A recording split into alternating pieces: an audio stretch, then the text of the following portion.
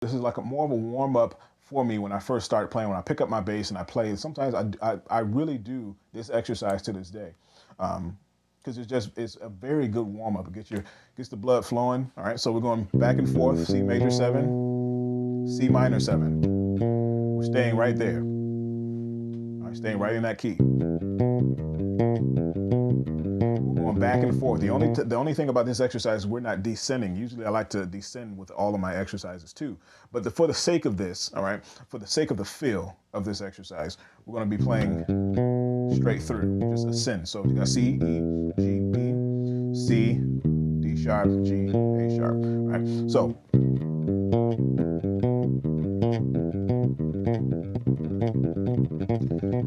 going back and forth between those two, adding some speed to it as we go along. But this is actually good to do a metronome with too, to use a metronome with this exercise as well.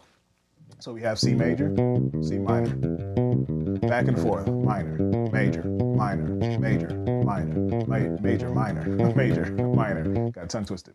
But so you see the whole point. You see how this can be very almost taunting in the beginning because you're constantly moving. You see how my hands are shaped, and every finger is working, everything is moving. I mean, if you do this for a couple minutes, I'm telling you, you'll feel that burn, and that's why I say this is a good warm up.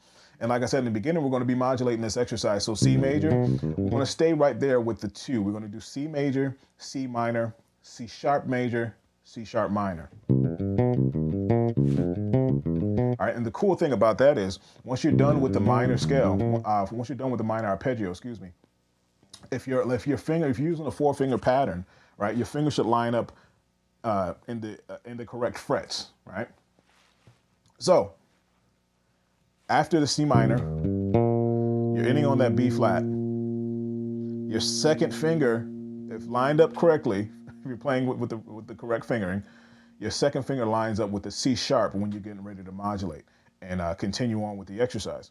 Now you have major. Stay right there for minor. Now we're going to keep going up. We're going to keep going up. The reason why I love modulating most of my I say 99% of my exercises I love to modulate or move up and down the scale, because with us, with bass players, you can't take it lightly, right? Can't take it lightly that we have patterns, that we use patterns to play bass. All right, so you see all of these exercises. I'm using the same fingering, 2 1 4 3 for the major, 2 1 4 3, 2 1 4 3, 2 1 4 3. So it's the same exact thing, same pattern. So we can't really take that lightly. So we have to move. We have to make sure we're adapting with the key changes. We're adapting with that, and with us, it's not more so a shape, it's the shape gets smaller or the shape gets bigger, right? So down here, the shape is a little bit wider. Up here, the shape decreases in size, right? So to get our fingers acclimated to that, I like to modulate all the way up and down the fretboard to be able to get used to playing in any key, for the muscle memory to take place, to be able to be aware of where I am on the fretboard. All right, so enough of that, I'm rambling. So I'm going to keep going. D, E flat, right? All right, so you get the idea. I'm real sloppy. This, like I said, I mentioned before, in this lesson here, if you've been following me for any time, I usually play round wound strings. So I'm playing flat wounds right now, so I'm kind of getting used to them. They're so, yeah, I was just never a flat wound guy. But these are Dunlop flat wound strings, but they feel great, but it's just a different feel I have to get used to. It's kind of weird, but I think I'm liking the transition too.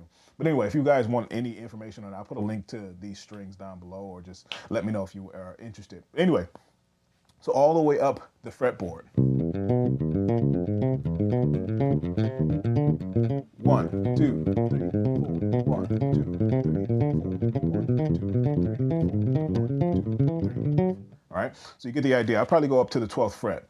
So it makes it easier for you to go, yeah, that'll just make it easy for you. Just go up to the 12th fret, start at C, and go up to the 12th fret. So this exercise, like I said, like I mentioned before, I've done this a lot before. I've done this, it was a while ago, but I want you to refresh you guys' memory on this exercise, because it's very helpful, very, very beneficial for those of you who have not seen this exercise.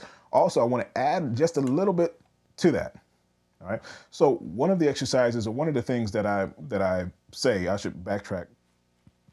One thing that I always say is, once I show you guys an exercise, you're not locked down to that one exercise. You can always take it and run with it. I'm always saying that. Take it and run with it, even with an idea, with a phrase, with a lick, with anything that I show you guys. It doesn't not have to be that specific thing. You could change it up to whatever flavor, whatever style you want it to be able to create your own voice. Right? You don't have to do exactly what I'm doing, note for note. You can change it around a little bit, especially when you're able to get the fundamentals of how to get that, how to achieve the sound, or how to achieve the lick, or whatever you want to, whatever you want to do. You can change remember you can change the rhythm of it. You can change the order of it. You can kind of randomly go off, you don't have to go, you can go backwards. All right, and do that too. Do the same exact exercise. So just really be creative with these exercises to really, force your brain to work a little bit harder. That way you can come up with some pretty cool stuff.